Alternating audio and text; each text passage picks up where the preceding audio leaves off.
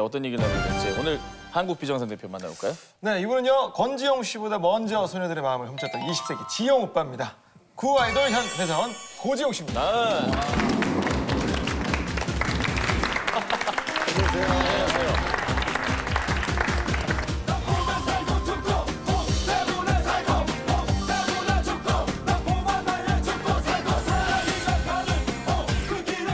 진짜 회사원 같은데요?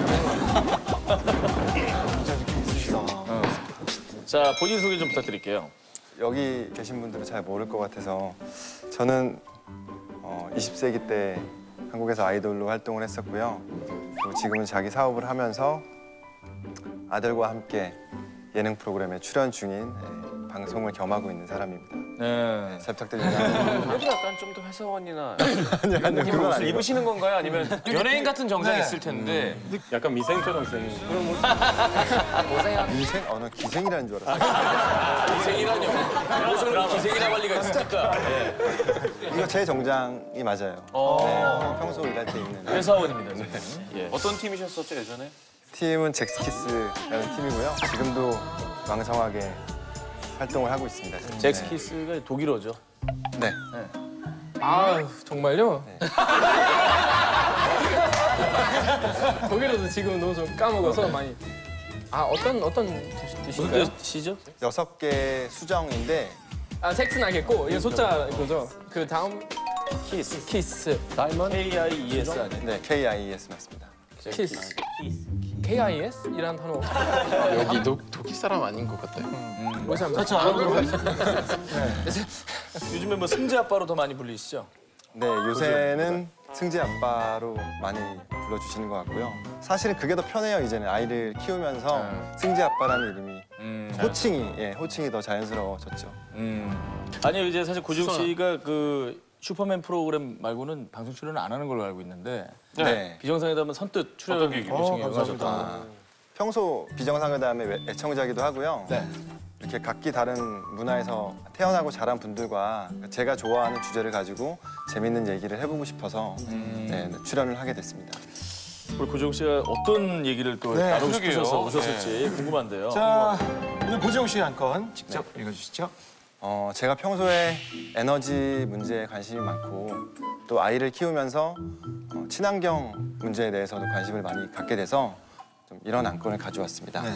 번개가 칠 때마다 에너지를 저장하고 싶은 나 비정상인가요? 뭐 그렇게 정상으로 보이진 않아요.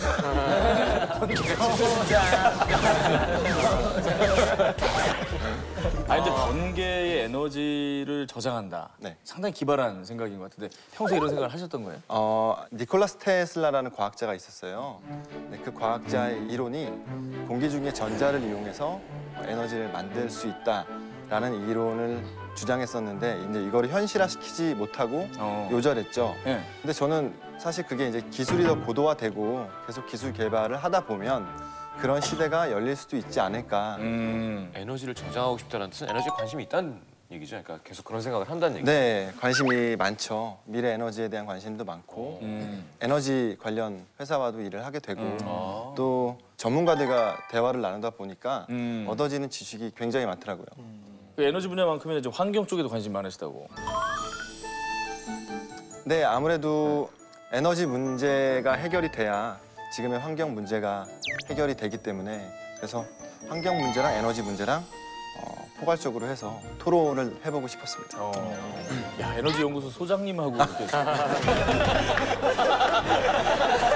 옛날 폼삼 하면서 이런 생각은 안 했던 거 아니에요? 아니, 그 점프 하실 때마다 에너지, 네, 운동 에너지, 위치 에너지, 네, 뭐 이건 아니잖아요. 아, 그쵸, 그쵸.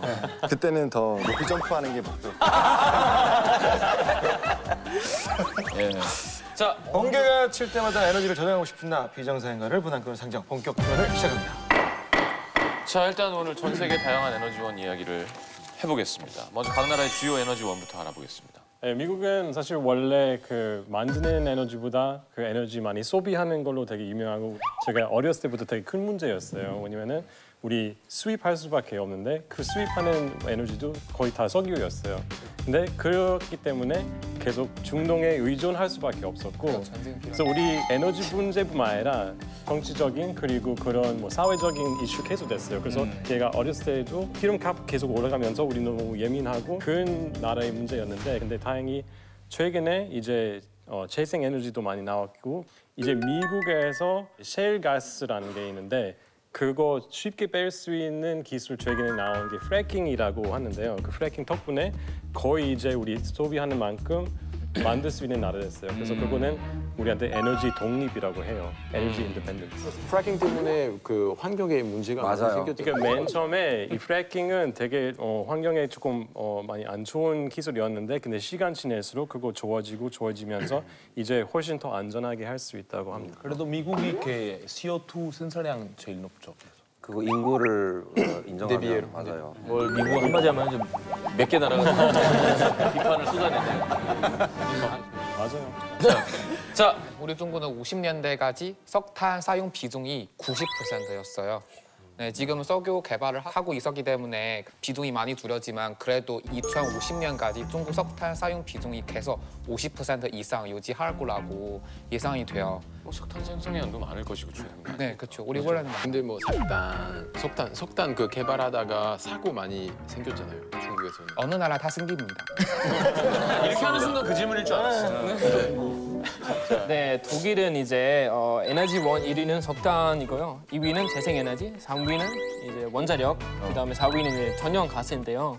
이 동기를 보면은 이제 알 수 있는 것은 독일에서 재생에너지를 많이 쓴다는 거죠. 그래서 이거 왜 그러냐면요, 이제 독일에서 에너지웬드라는 그 에너지 전환이라는 이제 방침을 따르고 있는데요.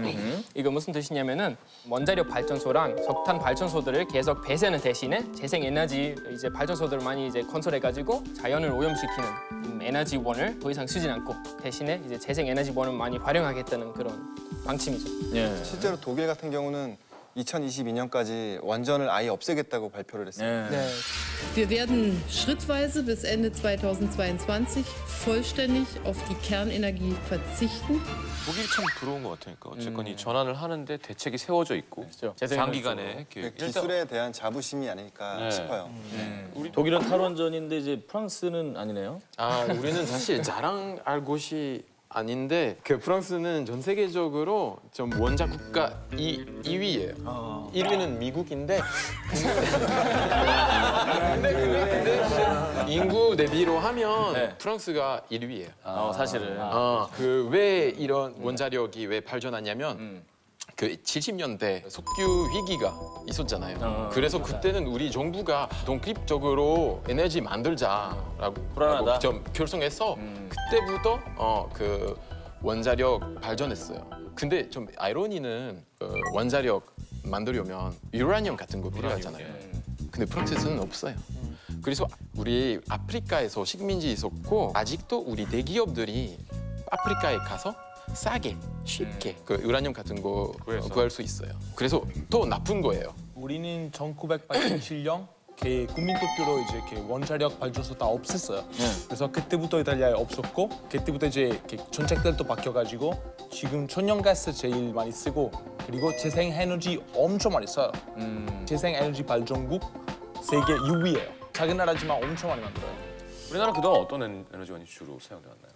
우리나라도 뭐 석유는 기본적으로 많이 자동차나 그런 어떤 물류 때문에 소비를 할 수밖에 없고 우리나라 같은 경우는 뭐 에너지 자원이 있지 않은 나라잖아요. 그래서 에너지 자원 최대 수입국 중에 하나예요, 우리나라도. 그리고 우리나라 같은 경우는 석탄 화력 발전과 원자력 발전이 경기 생산의 70% 이상을 차지합니다. 제가 제스키스한테 이런 질문을 할 줄은 상상도 못했습니다. 예. 자, 최근 세계적으로 이제 원자력에 대한 관심이 높습니다. 얼마 전에 우리 대한민국도 원전 안전성 기준을 강화하고 노후 원전을 조기 폐쇄하는 등 이제 에너지 전환 로드맵을 발표했는데 노후 원전 수명 연장 금지 등을 통해 원전은 단계적으로 감축하고 이렇게 되면 원전은 2022년 28기를 정점으로 단계적으로 문을 닫으면서 2038년에 14기로 줄어듭니다. 원전의 단계적 감축에 따른 빈자리는 신재생에너지 확대로 채울 예정입니다. 각 나라의 에너지원 관련된 이슈가 있겠죠? 원자력 얘기하면 이탈리아 사람들이 제일 억울하다고 생각해요. 저희 1987년에 다 없애기로 했어요. 다른 유럽 나라들이 따라올 거라고 생각했는데 지금 30년 동안 이탈리아가 리더. 우리 지금 에너지 요금이 유럽에서 제일 높아요. 원자력 없으니까 발전소. 근데 되게 바로 국경에서 프랑스의 원자력 발전소에 있는 거예요. 의미가 없는 거야. 모르겠다. 엄청 그래요. 허무하겠다. 이제 원자 발전소 굉장히 큰 이슈예요. 2011년 동일본 지진 이후에 그 원자 발전소에 대한 그 이미지가 진짜 나빠졌고 불안감이 커졌잖아요.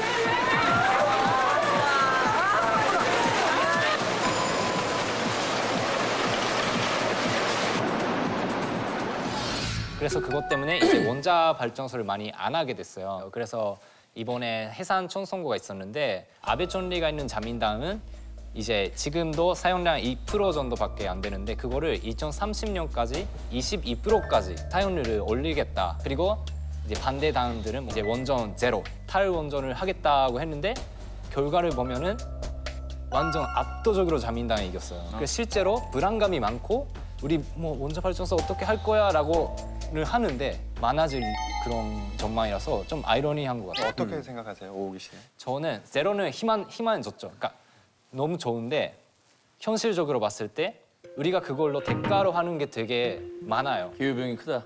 예, 그래가지고 지금은 어떻게 보면 원자 발전소를 진짜 안전하게 좀 쓸 수밖에 없는 상황이라고 저는 생각하고 저는 독일이 굉장히 부러워요. 자민당 쪽이군요. 네? 그렇게 하면 어떻게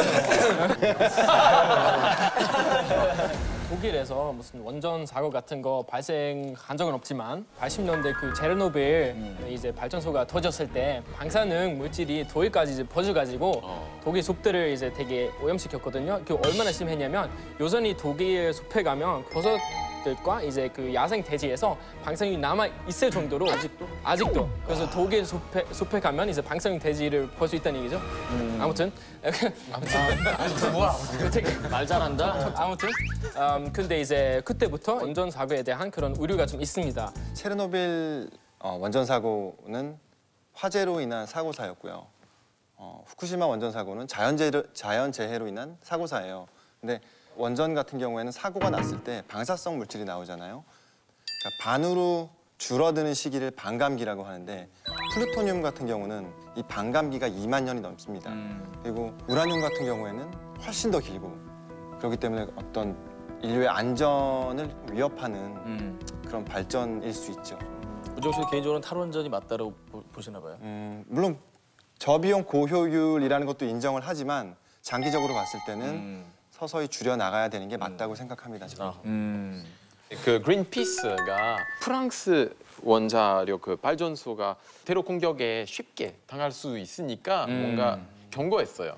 근데 정부가 무시해서 그냥 그 원자력 발전소에 몰래 들어가서 여기서 불꽃놀이 했어요. 이렇게 위험한 걸 알리려고? 대박. 그거 안 잡혀갔어요? 그 잡혔어요. 그 7분 안에 저만큼 쉽게 이제 뚫릴 수 있다는 걸 그쵸. 보여주는 거예요. 눈으로 얼마나 위험한 한탄 설치할 수 있다는 걸 직접 알려주는 알면 거예요. 더 경계가 더 심해질 테니까. 그만큼 심각성을 알리는 거죠. 그렇죠.